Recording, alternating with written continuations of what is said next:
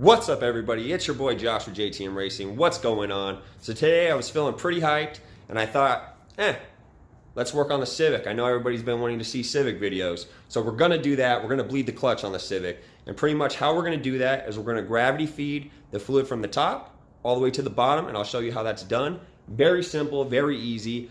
Pretty much the pedal is only coming up halfway compared to what it used to, and it just feels funny. It feels like it's not fully disengaging. I'm not too sure if it has a bad like master clutch slave cylinder or what's going on, but we're gonna take this step, see if it fixes it. If not, we'll move to the next step. The fluid is pretty old and garbage, so we wanna get that old fluid out there, put new fluid in there. Maybe it'll build some more pressure. Maybe it needs to be bled. I don't know how air got in it, but we're bleeding the clutch. And just so everybody knows, we're still working on the Jimmy. The stereo install is still going. Right now it's at a pause because I'm getting an aluminum bezel made for the stereo trim itself, so it looks OEM. We'll be painting it the same color as the dash, so it just looks factory. It's gonna be dope. But right now it's on a pause because I got to get that piece made by a CNC machine. But yeah, let's work on the Civic. Let's bleed this clutch and see if we get results. Okay, first thing first, I had to jack up the car to get my oil pan underneath. Now we're not going to be getting underneath the car at all. So, I mean, you could put jack stands. I wouldn't really worry about it. Now this is pretty much how it's going to work. So you got your clutch reservoir up here. You're going to be taking that cap off. And you got a Zerk fitting that takes a 9mm down here. Now what you're going to do is you're going to open this and you're going to let it bleed, and it's going to start dripping. Now pretty much we're doing this just to get the bad fluid out of the system, but people do this to bleed the air out of it as well. So I don't know if there's air in the system at all. I have no clue. My dog Honda's going nuts. But we're going to just do it to see if it helps the clutch because the fluid is old. And we're just going to replace it with new fluid. So pretty much what you're going to do is you're going to crack that open. Your reservoir's going to lose fluid. Now you want to keep this full at all times with new fluid. So pretty much all the old fluid's going to drain out that side. You're going to keep this topped off with new fluid. And as soon as you got a consistent drip with new fluid or the old fluid, if you're just bleeding the system, that means there's no more air in the system. I'm just doing it until I see clean fluid dripping out of it consistent. I'm going to close it up. That means the system's full of clean fluid. So yeah, let's get started. Alright, so got some paper towels under the reservoir, just so if you spill any brake fluid or any clutch fluid, you know, you're not dropping on the floor. Got the Zerk fitting open, so it's got a constant drip, so I really don't think there's air in the system, but we're going to just put new fluid in it, and until it's spitting out clean fluid, we won't stop, and then we'll close that Zerk fitting as soon as it is. Alright, so pretty much all full of clean fluid. If you can see here how clean it is. Squeeze a little bit more in it real quick.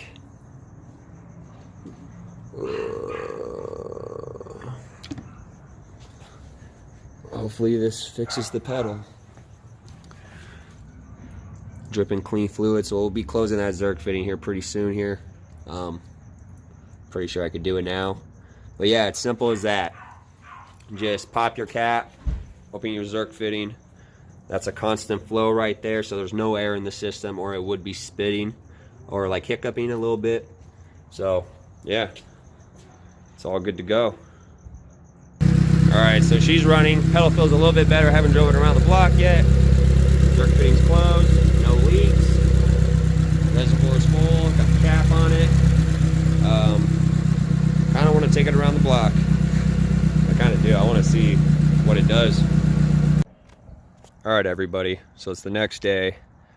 Nick came over last night, helped me finish up changing the fluid on the Civic, and after that we kind of kicked back and just started bullshitting, so I was done for the night. But yeah, we took it for a test drive. Clutch doesn't feel too different, probably not as spongy, but as far as disengaging, feels the same. Still has a lot of play in the pedal, just doesn't feel right to me. Don't know if it's because I drive the Camaro now, you know, it's all electronic and a lot more power. But I don't think that's the deal, because I've had this car for years and it just doesn't feel the same anymore. It doesn't feel like it's getting the power down to the ground. Even though the clutch ain't slipping, it just feels funny. So A lot of work to be done. Figure out that issue. Not too sure what's going on, but yeah, we got to fix that. Need to get the downpipe all hooked up. Downpipe sits too low. Got to get it chopped so it lines up with the exhaust. Probably get a little bit more power there, a little bit more back pressure. I have the Ha Motorsports chip in it right now. I just switched that out today just to see if it ran a little differently. One plus with that chip, doesn't throw a check engine light when you get into boost and high RPMs. No code. The chip I had in it originally does throw a code because it's like more of an all motor setup chip. This does run a lot shittier at idle with this chip, but the fuel mixture is different. The all motor chip, my car was running super rich to where if it decided to backfire, wasn't too sure if this thing was gonna like catch on fire or not because of how much fuel it was dumping. So that's one thing that's good about this one as well. It's not dumping as much fuel until you get into it and you start boosting, and then it starts dumping it. So yeah, a lot of work to still be done.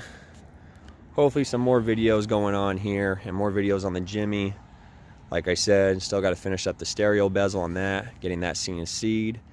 But we got to finish the exhaust on this, get it tuned, figure out what's going on with the clutch,